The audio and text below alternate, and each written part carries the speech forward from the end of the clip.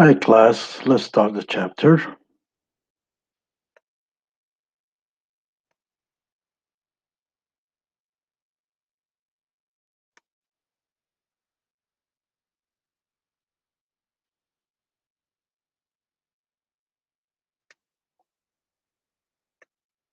Okay, today we keep talking about the new part, which is part two, employment. And the employment, we will be talking about chapter 8, which is about staffing and how we do the staffing. Now, in this chapter, things that we're going to cover and will help the managers answers in is in what ways do this business strategy and organizational culture affect the staffing decision? What screening and selection methods are available in the market, and in which ones are the most accurate? What should be done to improve the pre employment interviews and processing? Can can work sample test improve staffing decisions? What are some advantage and potential problem to consider in using the assessment centers to select managers? Now, hopefully this week we will be doing one chapter, but commencing of next week we might be doing two chapters, so we finish all the materials on time.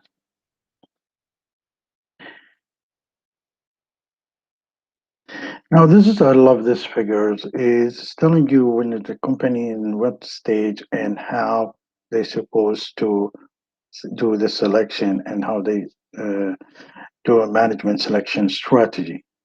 So if they are so the relationship between the development stage of an organization and management selection strategy that best fit each stage. At the startup, you need entrepreneurs, management selection strategy entrepreneurs. At the high growth, when they start company growing, entrepreneurs for growth, but growth directors to build stable management system. So you need to build a stable management system for them because you ought to start growing very high. Now at the mature level, here where you are looking for bureaucrats who are comfortable with the repetitions and who can develop an economies of scale. And when it's in the aging, again, you are entrepreneurs who will cut, recognize, and survive. Now, what's a culture? Culture is a shared values and a basic assumption that explain why organizations do what they do and focus on what they focus on. Exists at a fundamental level of awareness, grounded in the history and tradition of the company, source of collective identities and commitment, and also a way in which the value and action of managers and employees create a unique business environment. So it's the background of things that help you to do things, to perceive things, to cooperate with other team members in the company. Now, the mechanism through which organizational culture is embedded and transmitted. It's one is a formal statement of the organization philosophy and material used for recruitment, selection, and socializations of a new employees.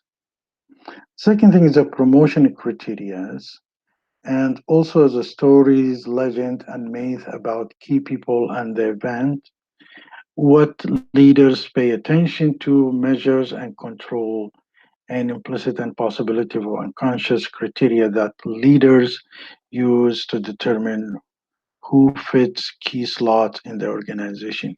So it's a good guideline for you when you're looking at all these points, how it's a good guideline for you to understand the company and to understand how you're going to be stabilized in the company and how you're going to be promoted through understanding these cultural organizational culture. The implications of organization culture for staffing decision. Culture vary across the organization. Each organization has a different culture. Individual will consider this information if it is available to them in their job search process. It's important that you understand the organizational culture and how they're working so you can really have a better interview with the company. So this is why we say you need to check their website, understand their background as a company, and then you will be able to have a very successful interview. Individual who choose jobs with organizations that are consistent with their own values, beliefs, and attitudes are more likely to be productive, satisfied, and employees. So if you are not really do not believe into this type of organizational culture of that company, it would be difficult for you to adjust to it, or they would not adjust to yours. Now, selecting or selection programs. Goals is to identify applicants who score high on a measures that pur- purport to assess knowledge, skills, ability, or other characteristics that are critical for job performance.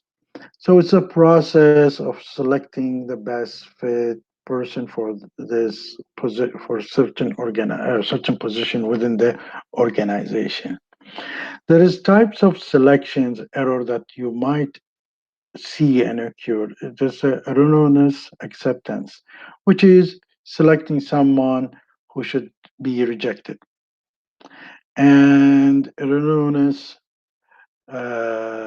rejection, which is rejecting someone who should be accepted. And you can, see some stories about that. So that could be a very costly for these two cases, costly for a company. Now we have a measurement and we have to have a reliability of the measurement for that measurement. So a measurement is considered to be reliable if it is consistent, stable s- over time. It's always the same measure and over time across different sample of items and across different rate or judgment working independently. This is what you call a reliability of measurement, of reliable. So always the same answers when you do, and always across different samples, whether what sample is using, you still have the same answers, and cross the rate or judges working independently.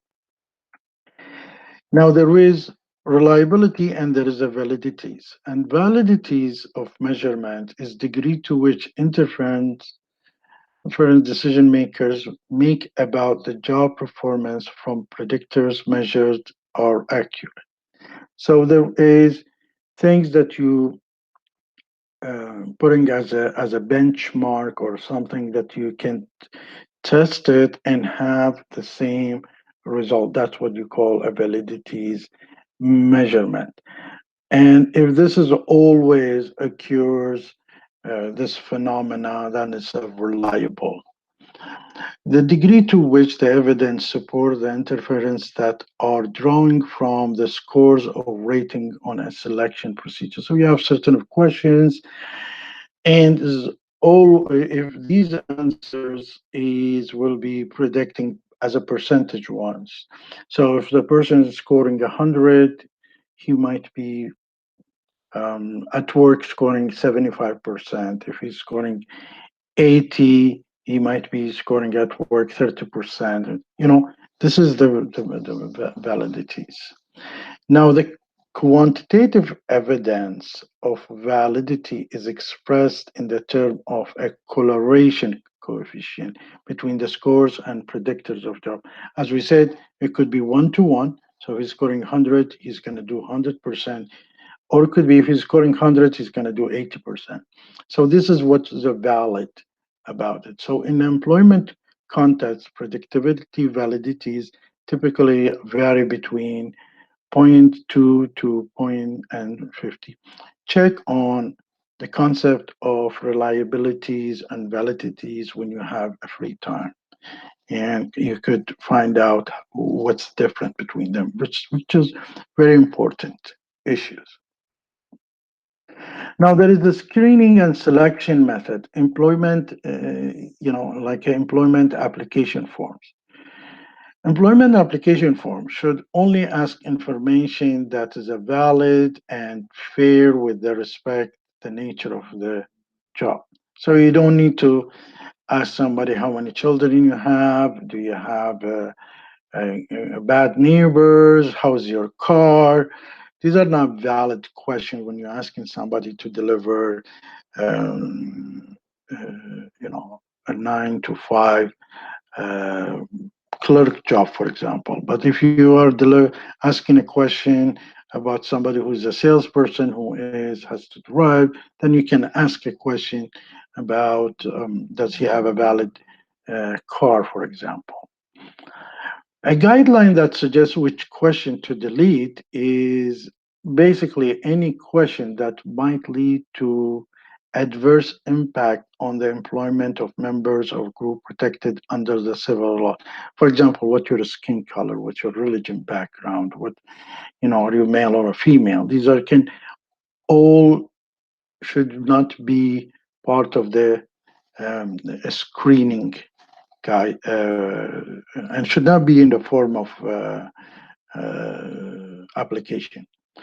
Now, any question that cannot be demonstrated to be job related or that does not concern a bona fide occupational qualification. Like I might ask you what's your background, what's your family's background, education.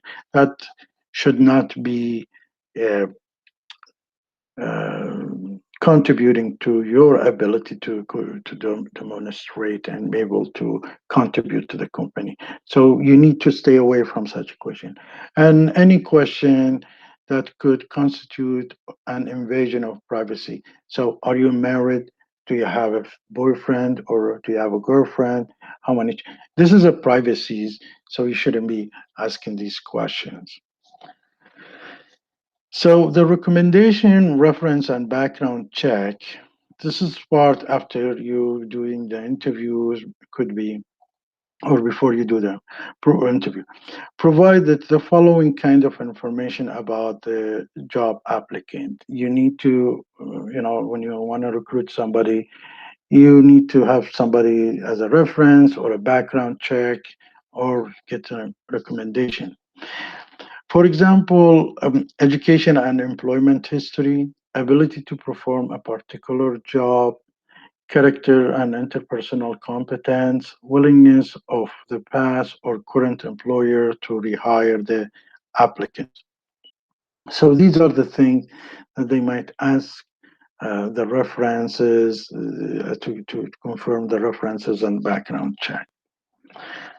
Now, recommendation or reference check will be meaningful only if the people providing it as they have had an adequate opportunity to observe to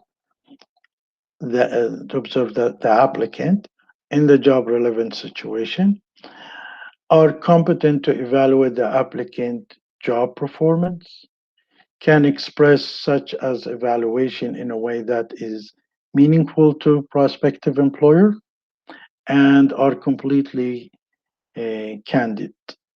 So these are the type of the people as can be the reference for you if you're applying for a job. Now, the guideline for asking reference information. First, you need to develop and follow a written policy outline procedures for the check-in reference. So when you're trying to do the check-in reference, you need to have certain procedures to be done. And also, you need to restrict the employees who conduct reference check to only HR staff or hire a manager trained to ask the appropriate question. Don't let anybody else asking question. Here is a situation that one of the companies we're facing is the fact this person, after he got hired, he went to the bank and opened an account. So the money get transferred for this. So this person also applied for a credit card, and the bank wanted to check how much is it confirming how much he's making. It's a So they pick up the phone, not asking who they are talking to, but they asking, does this person makes that much money? And unluckily, this bank, the mistake that, and this is a life one, I know this happened. The banker asked this employee, does this guy makes $1,500 a week? Now, it turned out this person who's answering this phone, he is his supervisor, which is was making $1,200 a week. So now the supervisor find out that one of his employees makes more money than him, and they went to this person supervisor went to the management and told them, how come one of my employee makes more money than I do? Now they put this company in a bad situation where they had to raise the salary for this person manager, and also made this manager have a problem with his employee because he was making more money than him. So the CEO called the bank, and the bank, the only thing they did, they had to fire this employee who gave that call. They assumed that. I think they moved him away because this is can be taken to the court and sue the bank for that. So they restrict the employee who conduct the reference check to HR staff or hire manager to train to ask appropriate questions to appropriate people. Ask each applicant to provide at least three professional references. Obtain the applicant's written consent to contact former employer. Try to contact at least two of these references via phone, email, or online survey. Document the attempts to contact the references and note their response. There is a negligent in hiring as negligent in work. Employees can be held reliable for negligent hiring if they fail to check closely enough on the prospective employee who then commits a crime in the course of performing his or her duties. For example, when we went in a school, there was one of the professors who joined our university, and I was a student there. He was kicked out or under a case of sexual harassment in another university. So the other university, they were paying him while he's on the case, which is totally legal. But getting recruited by the new university is unacceptable. So what they did, they had to reverse that, and they cannot reverse it. So they put him also on a paid leave. So the gentleman, that person who was teaching in the one university, getting paid until the case gets cleared, and again he's getting paid in the another university until the previous case gets cleared. But he wasn't teaching in the both universities. So here is a negligent that this second university did not check on the previous one. So when courts receive a negligent hiring claim, the key consider that the following: what would the risk have been discovered through background check? In this case, no. They hired this person, signed the contract, and then they found out. Did the nature of the job cause a greater risk?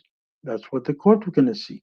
Did the employer have a greater responsibility to conduct a thorough background investigation because of the nature of the job? Was the action intentionally? When we get hired, we always go through this check.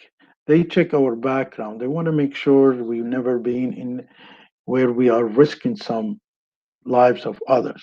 So this is important before you're hiring somebody. Now, there is also assessment methods that you have to go through it when you're selecting some of them. Is a drug screening. Check his drug, whether he's a drug addict.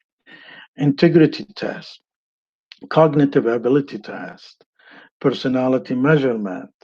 You can do a measurement of emotional intelligence. You can do a personal history data. You do employment interviews, work sample tests, and assessment center. If you don't know any of these words, I will be explaining some of them, but you need to also check them on Wikipedia. What is these meaning for it?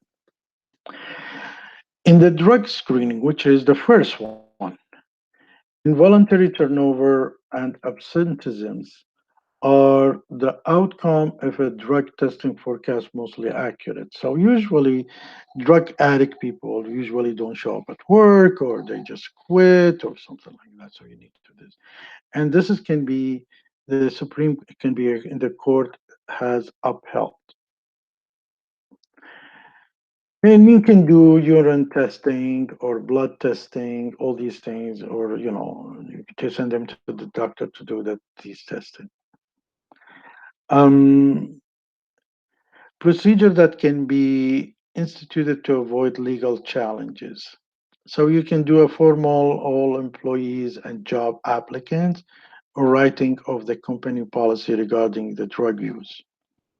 You can also include the policy and the possibility of testing all employment. For example, CN always do this drug alcohol testing because it's important because you can risk somebody's health as you working on the train, somebody's else life. Present the program in a medical and safety context. Forbid employees from reporting to work or working while under the influence of alcohol or drugs. You can outline the procedure for taking the test and continuing to comply with the federal regulations. Now, if you, for example, you're applying for a school as a bus driver, you have to go to a doctor and they do all these testing. There is some things that could be ignored or just don't pay attention to. For example, type certain type of diabetes. But when you have a problem that you get faint out, or you're an alcoholic, or you're a drug problem, then they will not hire you for that. Now you have something called integrity testing. So you use regularly by employers representing the retail stores, mostly nuclear plant, law enforcement agency, and childcare facilities. The shrinkage is estimated to make up almost 1.338% of annual sales. Shrinkage is like a loss due to the employee theft, shoplifting, vendor fraud, and administrative errors. This is when you work, for example, in a store, you would notice this is a shoplifting, and there is employees who really in charge indirectly for pinpointing shoplifters, for example. Types the overall integrity test or a clear purpose test designed to assess directly a person's attitude toward the dishonest behavior. There is another one which is called personality based measures or distinguished purpose tests aimed to predict a broad range of counterproductive behaviors at work. So the first is designed to assess directly the person attitude toward the dishonest behavior of others. And here is to aim to predict a broad range of counterproductive behavior at work. Excuse me. There's another test called cognitive ability test types. There is and it does a measures of general intelligence, verbal and nonverbal, and numerical tests. I think when you apply for jobs, you went through these, some of them. Spatial relationships, ability, motor function, mechanic, mechanical information, reasoning, and comprehension, whether you have a clerical aptitude and inductive reasoning. And these are probably the average validities of alternative predictors, job performance. Just go through them and see how these things is going to work. For example, the integrity test is a 41% predictability is there, but it doesn't mean 100%. So you might feel somebody has a low level integrities, or but actually when it comes to the serious case, you would find out no, he's the most and has the highest level. Or for example, job knowledge test, which is 48%, because sometimes you notice that person cannot express his knowledge without being on this case. So these are the validities, average validities of alternative. There is more here. There is a correlation between, for example, reference check and validity of job experience in years and validities. Now, validity generalization. Results of a validity study conducted in one situation can be generalized to another situation as long as it can be shown that job in the two situations are similar. So, as we said in the earlier presentation, it is always going to be, resulting the same thing. So, this is what you call a validity. So, you go back and start to distinguish between reliabilities and validities. Thousands of studies has been done on the prediction of the job performance. Validity generalization allows one to use their database to establish definitive value for the average validity of more productive. For example, a salesperson can do who's doing good in sales, can do a good job in customer care, for example, because he can speak, because he's a salesperson. So we know his verbal communication can do, this job and this job. Now what's remaining is his knowledge. Is he coming with the knowledge, or do we have to build the knowledge? But these two things can be, valid. There is something issue of faking. Applicant might distort their response in a way they believe will make a positive impression of the employers. There are some applicants who usually change some wording in their application just to go on the top with the, these days when you open for, you're looking for an employee, you will have to see 100 applicants is going there. And the HR will not go through these. HR first of all will put certain application app that process this and try to allocate certain word that he's looking for, and then these certain applicant CVs goes on the top, and the HR usually looks at these. So there's one of this way of faking it is putting these wording that might be noticeable for the app to move this application on the top. This is one of the distorts. Response distortion can have a dramatic effect on who is hired, even though it has a detectable event on or predictable validities. Sometimes, when you submit your application, the process when you put a certain date might be not matching these dates, so the system would not accept it and start, it tells you fix the date or something like that. One strategy to control the effect of faking is to perform a statistical correction, but they're not generally effective in general. A more practical strategy is to warn job applicants to in advance. that the distortion can and will be deducted. That verification procedure exists and that there will be a consequences for it. For example, you will tell him after he applies and he accepts it, they need check to him, and there is a wording for him saying, if you lied on the application, we have the right to reject you or to fire you. Now, the other thing that you really looking for, and people who are usually doing well in the management position, are the people who is have what do you call high level of emotional intelligence, not intelligent. So emotional intelligence is ability to perceive, appraise, and express emotion, understand the emotion, appraise the emotion, and express it. So it's a well established component of a successful leadership. Emotional component, or ECI 360, measure the personal competence and the social competence. Purpose is to measure the key competencies that contribute to the outstanding performance of workplace. Composed of four dominant things: is whether there is this person, how high is in his self-awareness, how high in the self-management, how high is in the social awareness, and his relationship management.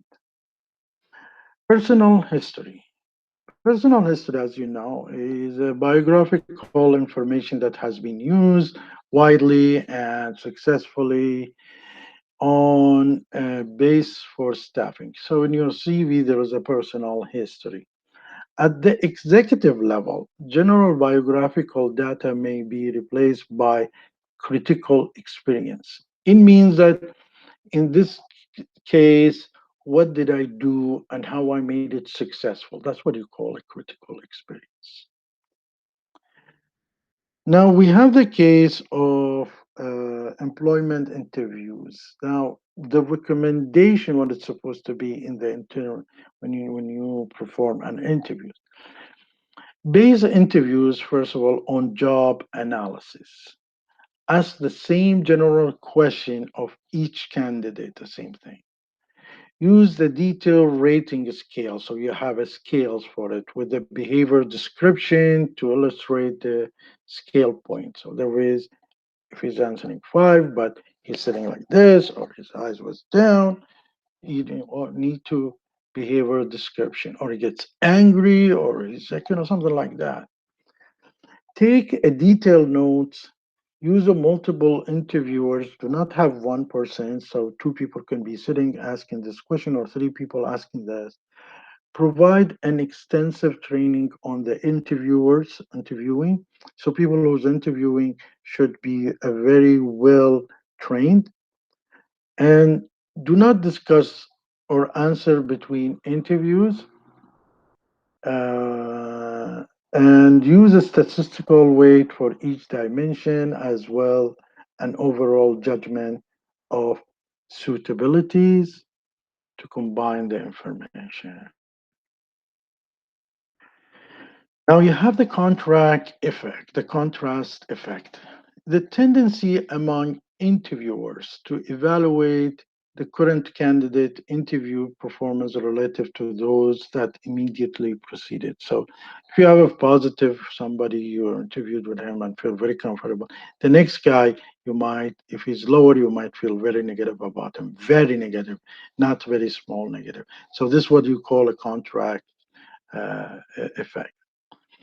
Employer are likely to achieve a non-biased hiring decision if they concentrate on shaping interviewer behavior. So you need to bring the interviewer to certain stage of behavior where they can be requiring establishing a specific system for conducting the employment interviews. A systematic interview will minimize uncertainties. So, systematic would be in this office, in this environment. He should be sitting that side. I should be sitting certain. These are all systematic, so it can take away, minimize the uncertainties. Work sample or situational test. So you might have some kind of standardized measures of behavior whose primary objective is to assess the ability to do rather than ability to know. Now, some of you have working in the entry level job or will be in the beginning entry level job. And once you graduate, you will go through these as the other side and you understand if you're more ready to get into the mind of interview, you expect how it's supposed to be done, then it's easy for you to really to go through any interview. So a test like a kind of a motor skills test, which is involve a physical manipulation of things, how you put things together, all these things. Then you have a verbal skills test, which is involve a problem situation that my primary language or people oriented. So they give you a case scenario and you have to say what I'm supposed to do. Types of situational tests that are used to evaluate and select managers is they give you a group exercise or individual exercise because a manager is involved in a group activities. Now, there is a popular situational test knowing, and you sometimes you went to it and says rank extremely happy, not happy, totally agree, disagree, and some stages between them. It's called leaderless group discussions, and it's a basket test assess an individual's ability to work independently is a very important. Can they work on it? And then you have what you call situational judgment test. Consists of serious job-related situation present in written or verbal or visual form, which is called SGT. Now, consideration determine predictors to be used in the staffing process. So there is what things that I need to predict, use a predict, what things I need to take into predictions, measurements that they can help me to select staffing. First, the nature of job. What kind of job I'm looking for somebody. So if you an office job, then I need any person who can deliver this job. You don't need a physical strong person, for example. Then you have an estimate of validity of predictors, and you have a selection or percentage of applicants selected, and how much cost of this predictor. So the key terms that we went through is organizational culture, reliabilities, validities, neglecting of hiring, shrinkage. We talked about integrity tests. We talked about validity generalization. We spoke about personalities. We talked about the neuroticisms, we were extroversion and kind of openness of to experience. We talked about the agreeableness, people who usually how degree they agree with others, and we spoke about the work samples, and we the last thing we talked about it is leaderless group discussion or LGD, and in a basket test and selection ratios.